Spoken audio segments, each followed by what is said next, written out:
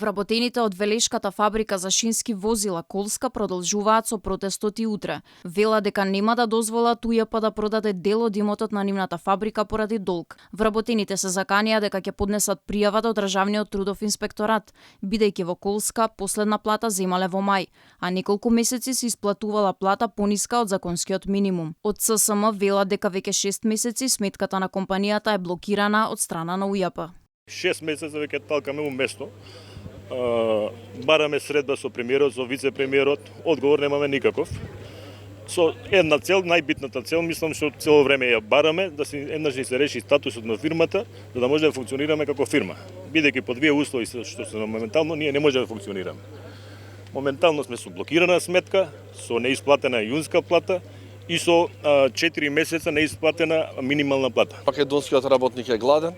Овие сирени што ги слушаме денеска е аларм за младите да напуштат оваа држава, бидејќи ако во едно државно предпријатие нема иднина за работниците, која работодавач е државата, што останува за останатите предпријатија во државата? Вработените побараа од УЈП да ја одблокира сметката на фабриката.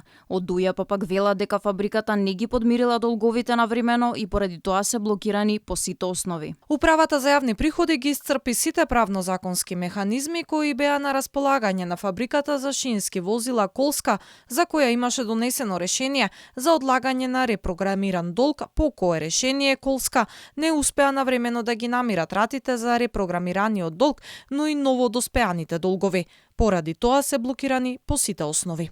Фабриката Колска е под државна капа. Работниците бараат да се спои со Македонски железници транспорт или Македонски железници инфраструктура, со што би се решиле нивните проблеми. Тие редовно штрајкуваат зашто редовно им доцнати платите. Фабриката за шински возила Колска постои 105 години. Таа е единствена во земјава што може да поправа патнички и товарни вагони. Пред 20 години броеше 320 вработени, а денес има само 78.